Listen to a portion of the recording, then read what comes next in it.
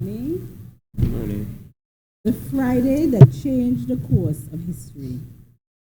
Jesus' earthly ministry was coming to an end. He had taught his disciples many things. Now he was preparing for the cross. Yet he reminded them that in 2 days they would partake of the Passover. These days had to be difficult for the master, as he realized there was a plot made by the chief priests, the scribes, and the elders, putting it simply, the leaders of the church, how they could crucify and deceitfully kill him. While in Bethany, at the home of Simon the leper, Mary, the sister of Martha, visited with an alabaster box and anointed Jesus' head and feet. This ointment was precious, expensive, may have represented her whole life savings, yet she did not apply it drop by drop, as expensive fragrances are normally used, but poured it out lavishly, which symbolized her love and devotion to Christ. She had given him her best. What are you giving Christ today? Jesus was having the Last Supper with his disciples. While dining, he advised that he was aware that one of them would betray him. He would be smitten, and even Peter would have denied him. Jesus, realizing the pressure, took his disciples with him to Gethsemane to pray.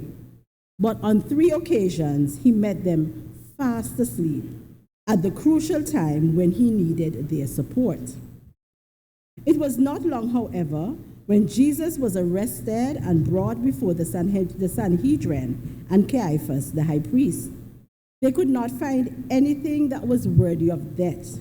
But when Jesus said that from now on they will see Jesus sitting at the right hand of God, they were infuriated, and the high priest tore his clothes.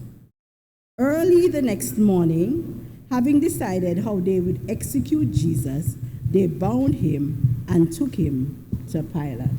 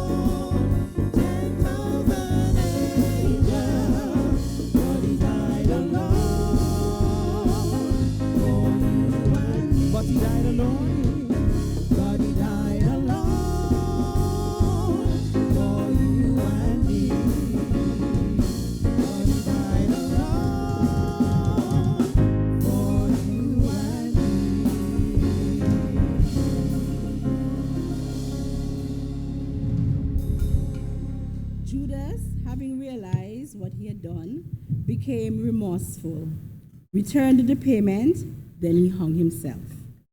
Jesus was questioned by Pilate, after which there was a prisoner swap.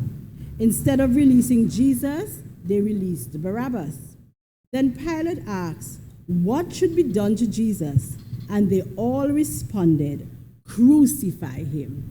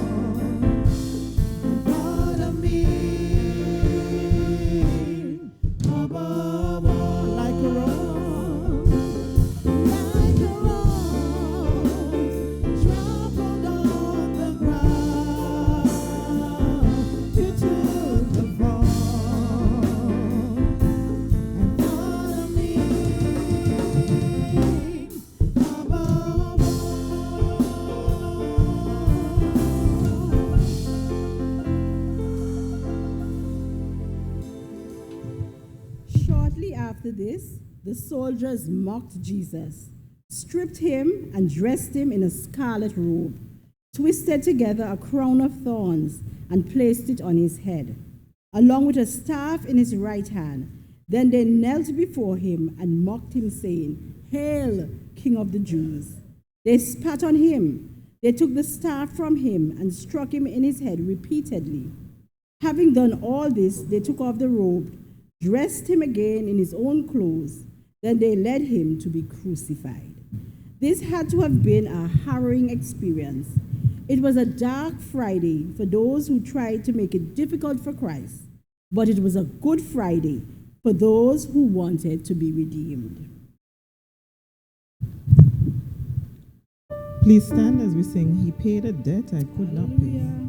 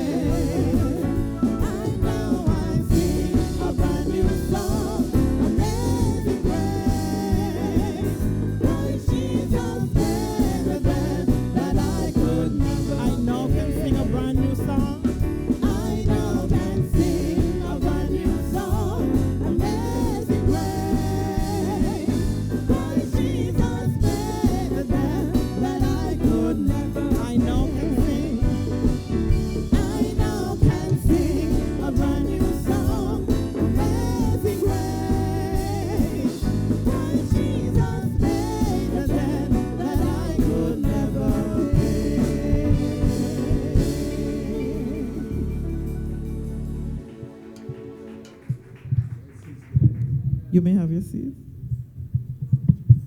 As they were going out, they met Simon of Cyrene, who was forced to carry the cross. At Golgotha, they offered him vinegar mixed with gall, but having tasted it, he refused it. After crucifying Jesus, they divided his clothes by casting lots and kept watch. Above his head, they inscribed, Jesus, the King of the Jews. Jesus, Son of God, was placed between two thieves. Those who passed by jeered, saying, "Come down from the cross if you are the Son of God." The leaders shouted, "He saved others, but he cannot save himself. He's the King of Israel. Let him come down from the cross, and we will believe him." An awful Friday. From noon until about 3 p.m., darkness came over the land. About 3 o'clock, Jesus cried out with a loud voice, "Eli, Eli, lama sabachthani," meaning, my God, why have you forsaken me?" Again, vinegar was offered to him, which he again refused, after which he cried out with a loud voice and gave up the ghost. Instantly, the curtain of the temple was torn in two from top to bottom. The earth shook, the rocks split, and the tombs broke open.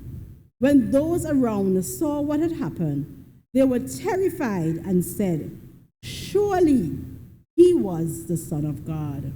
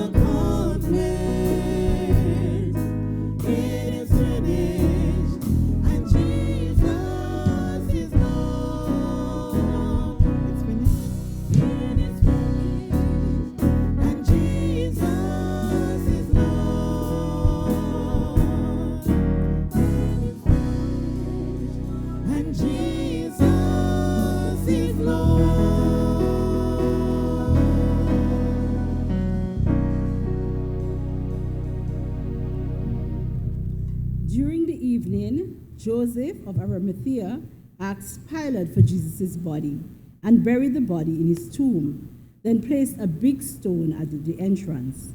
The following day, the chief priests and the Pharisees asked Pilate's permission to secure the tomb until the third day, since Jesus had said that after 3 days I will rise again. Permission was granted. One hymn writer states, and I quote, "They all walked away, nothing to say. They just lost their dearest friend. All that he said, now he was dead. So this was the way it would end. The dreams that they had dreamed were not what they seemed. Now that he was dead and gone, the garden, the jail, the hammer, the nail, how could a night be so long? Then came the morning, night turned into day. The stone was rolled away. Hope rose with the dawn. Then came the morning, shadows vanished before the sun. Death had lost, and life had won, for morning had come. The words of another song, but at the side of a saint there is rejoicing. For life can't be sealed in a tomb, for the old rugged cross made the difference. That Friday was a day that changed the course of history. Jesus was not only aching with physical pain, but he bore the weight of sin for those persons present and those to come, which include you and me. He became the sacrifice so that we can have life eternal. C.S. Lewis says, it costs God nothing, so far as we know, to create nice things, but to convert rebellious wills cost him crucifixion. As we commemorate and celebrate this Easter season, during a time of wars, turmoil, and confusion, the high point is that Jesus arose on the third day, and his return is imminent. Without a Good Friday, there would be no Easter Sunday. Let us do all we can, while we can, to make heaven our home. Let us stand as we sing At the Cross.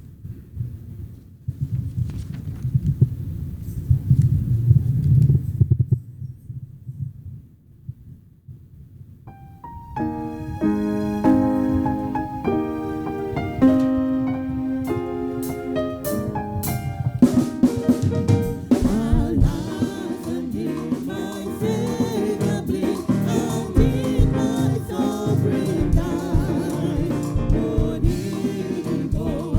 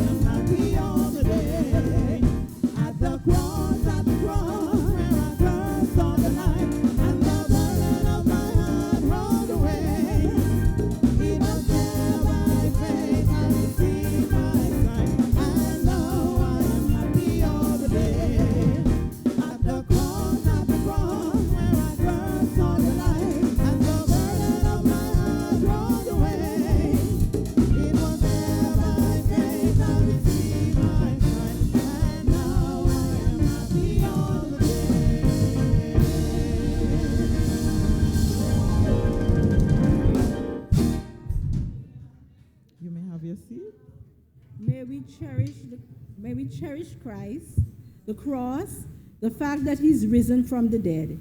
He's King of Kings and Lord of Lords. He will be returning accompanied with myriads of angels to gather his elect. Oh, what a wonderful day that will be. Church, be on the alert.